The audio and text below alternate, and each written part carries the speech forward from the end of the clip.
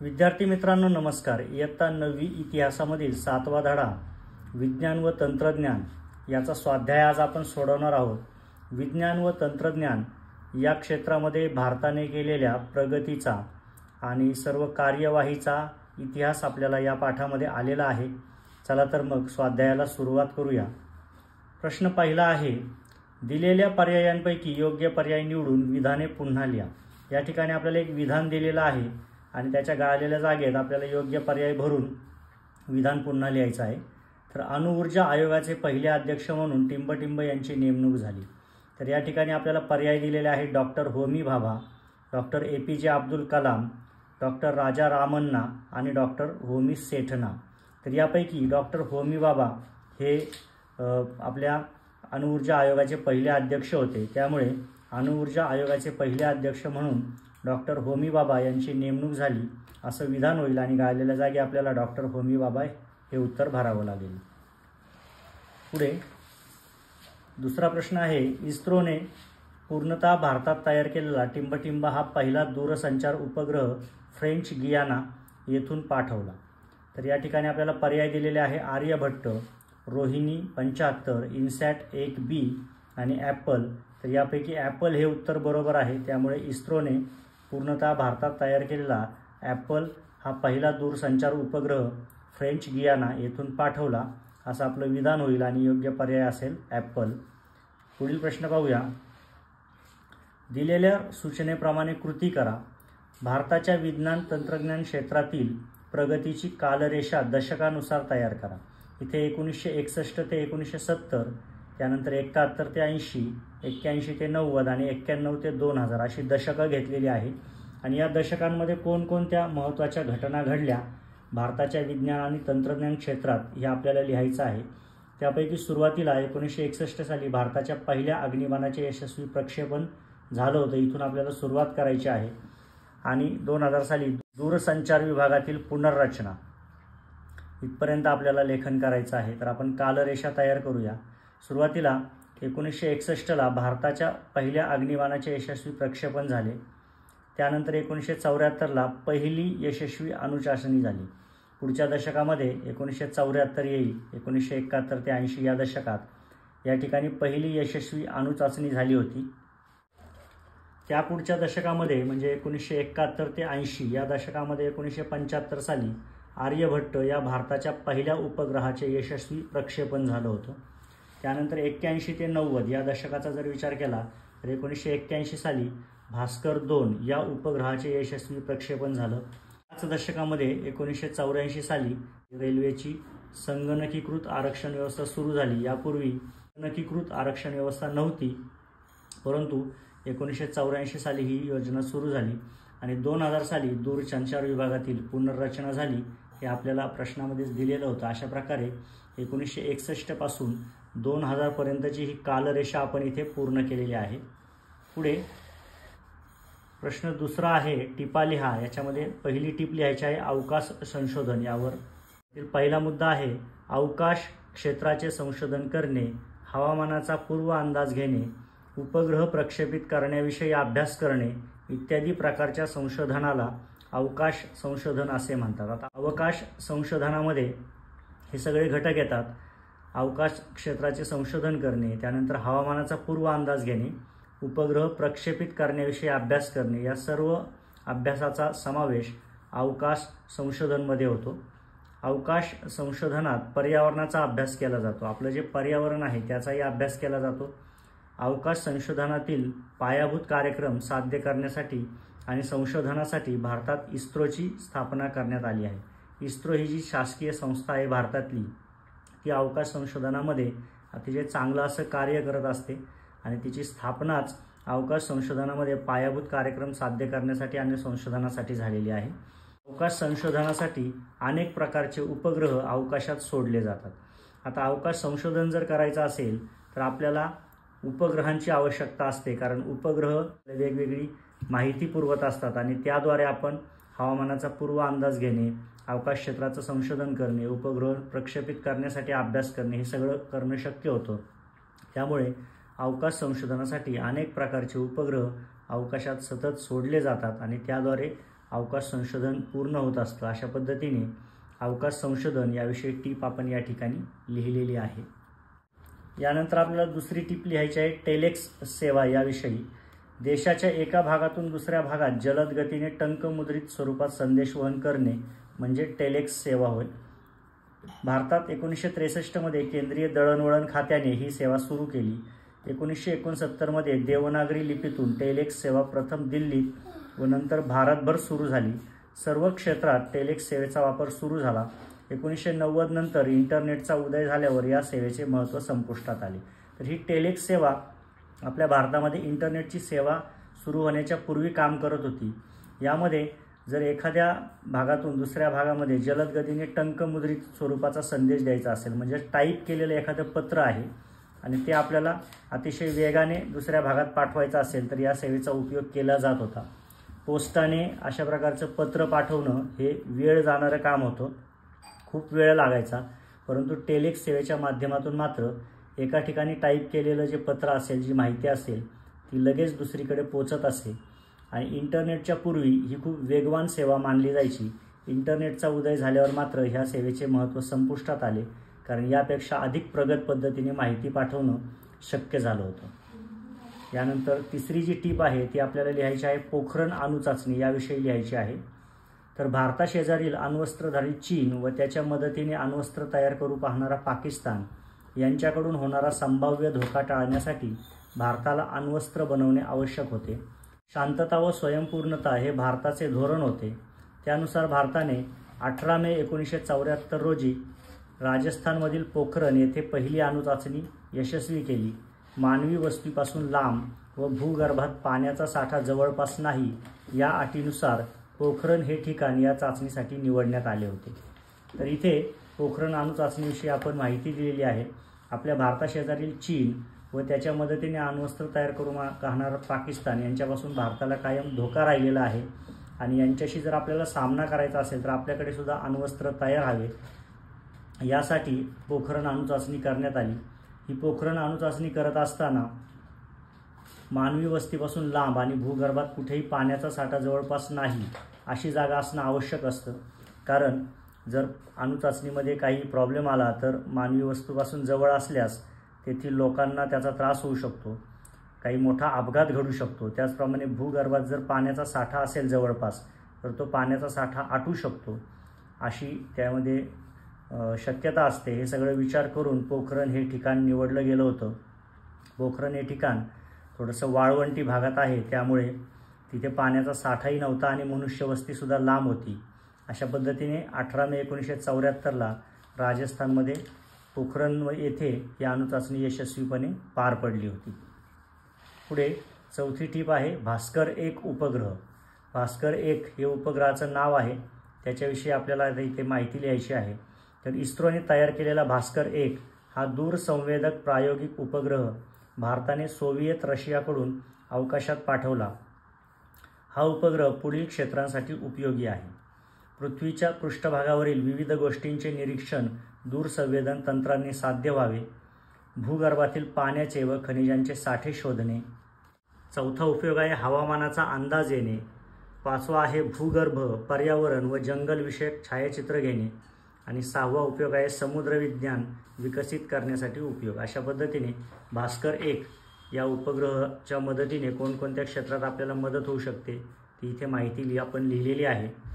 पुढे प्रश्न तिसरा आहे पुढील विधाने सकारण स्पष्ट करा. इथे आपल्याला काही विधाने दिली आहेत, त्यांचे कारण देऊन आपल्याला ती स्पष्ट करायची आहेत. पहिलं विधान आहे पंडित नेहरूंनी अणुऊर्जा आयोगाची स्थापना केली. पंडित नेहरूंनी पंतप्रधान असताना अणुऊर्जा आयोगाची स्थापना केली होती, तिच्या मागचं कारण इथे स्पष्ट करायचं आहे. तर पहिला मुद्दा आहे भारतात वैज्ञानिक दृष्टिकोन रुजवणे.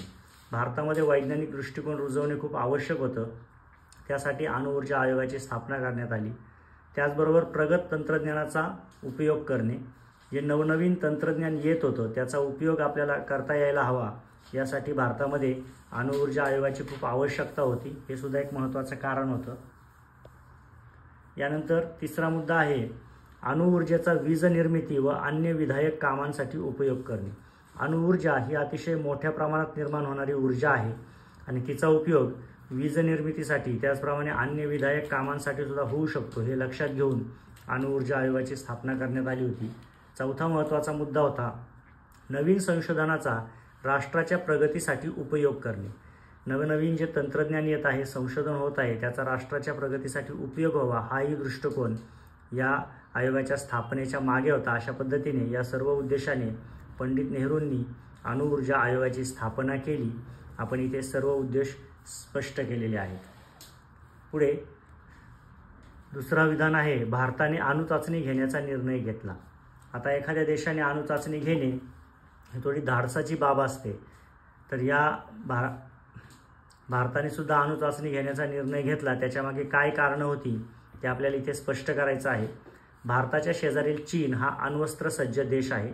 आपल्या बाजूला असलेला चीन हा अण्वस्त्र असणारा देश आहे. त्यामुळे जर कधी काळी आपलं चीनशी युद्ध झालं तर आपल्याकडे सुद्धा लढाईमध्ये तुल्यबळ ठरण्यासाठी अण्वस्त्र असणं खूप आवश्यक होतं. हा विचार सुद्धा महत्त्वाचा होता.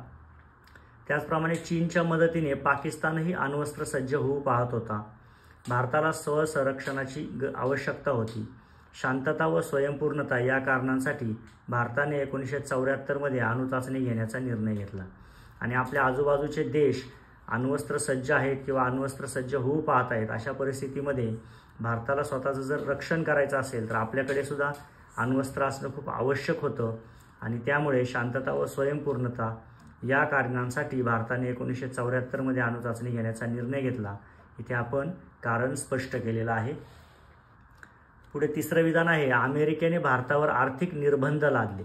अमेरिकेने भारतावर आर्थिक निर्बंध का लादले हे आपल्याला इथे स्पष्ट करायचं आहे. तर आपली अण्वस्त्र सज्जता सिद्ध करण्यासाठी भारताने 11 मे 1998 रोजी पोखरण येथे दुसरी अणुस्फोट चाचणी घेतली. एक हायड्रोजन बॉम्ब चाचणीसह एकूण 3 अणुचाचण्या घेण्यात आल्या. अण्वस्त्रांचा प्रथम वापर भारत करणार नाही असे भारताकडून जाहीरही करण्यात आले. परंतु अशा चाचण्या घेण्यास अमेरिकेचा विरोध होता, म्हणून अमेरिकेने भारतावर तत्काळ आर्थिक निर्बंध लादले.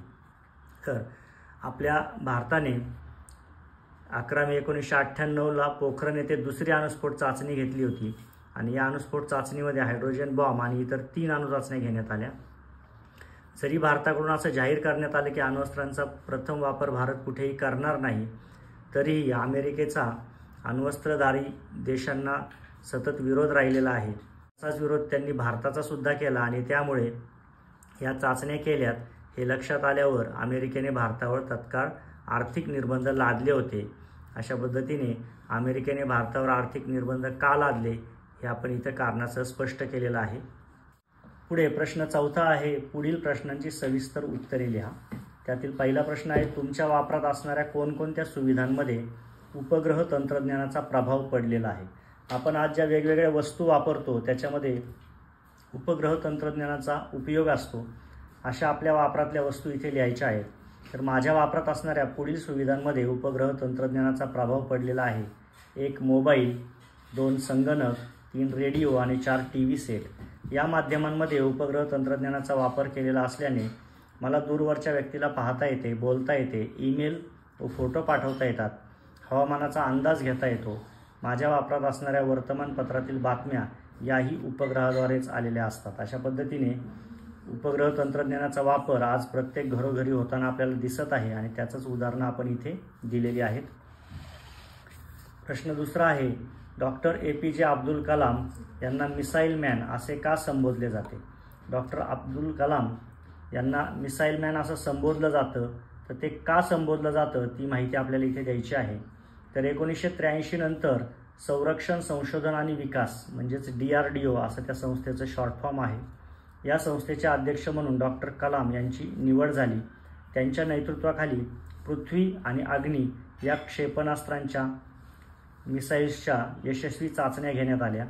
Integrated guided missile development programme अंतर्गत क्षेपणास्त्र विकासाचा कार्यक्रम हाती घेण्यात आला.